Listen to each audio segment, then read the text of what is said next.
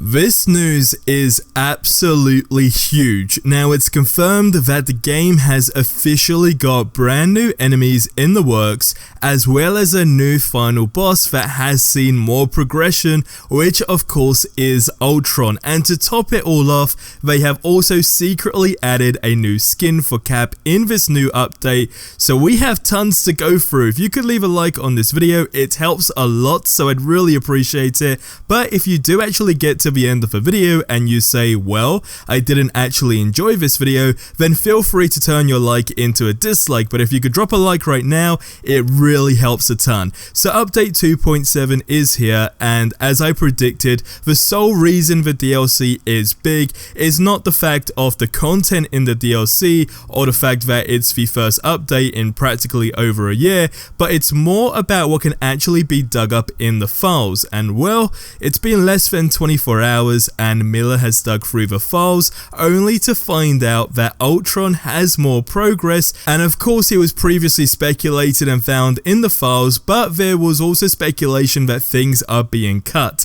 Now on top of this, we have also got two new enemy types in the works, which are Ultron Core and Usinfoid. Now things to take into consideration is that there could actually be more, but these are just the ones that are hanging about in the notes for 2.7. Now of course a ton of fans assume that this was the last ever DLC that we'd fight against the Aimbots and MODOK, and well, it seems that is very clear now. Interestingly enough, however, this shows a lot more hope. Now of course, with the rumours of budgets being low and DLC characters being delayed or potentially cut off completely, this was really the last string of hope. Now had this update had rolled out and the game files actually showed little to nothing new, or the fact that there was no progression to anything in particular found previously, then I think it would have been safe to assume that the game is in the final stages and ultimately this was the beginning of the end. But it's clear we are in for way more than we may have thought for next year, which is very exciting. Now I spotted a comment on a video yesterday that said hopefully this DLC will give a low-key boost to the Avengers, enough for them to finish the story on their terms and not the higher ups.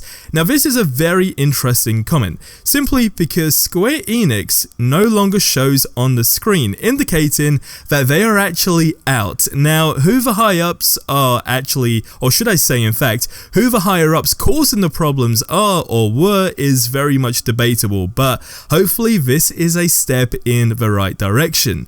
Now on the flip side, it's not just new enemies and bosses that are needed, though of course that is definitely a big refreshment, but let's be honest, it's also the fact that we need new maps, and with new maps hopefully we get that free roam mode that we've all been waiting for, and things like that need to be released alongside that. But that's where we really just have that increased replayability option, which I think is very key, at least in my opinion. Nonetheless though, this news is very big for the community and a lot of us are very excited. Now the new DLC, as expected, is actually very fun. Sure, there are a few glitches and bugs, which is very much a standard now and almost like expected, but it's not that big of a deal. So if you are not sure if you should check this DLC out or re-download Marvel's Avengers, it's free and it's fun, so you may as well go ahead and do it. Now another thing that was secretly added to this DLC is a brand new skin for Cap. Now shout out to Carrot Scraps on Twitter, who tweeted the cell shaded Captain America skin is in the comic book skin bundle. Now of course this did actually lead to quite a few questions as to, well, is this going to be a skin that will eventually be released as an individual skin? I guess we'll just have to wait and see. Now to be fair though, overall I think it looks very good. Of course it's down to personal preference, but I like it. Let me know how you guys feel about this in the comment section below. Now as I said, this DLC is very big and what we were all waiting for has actually happened.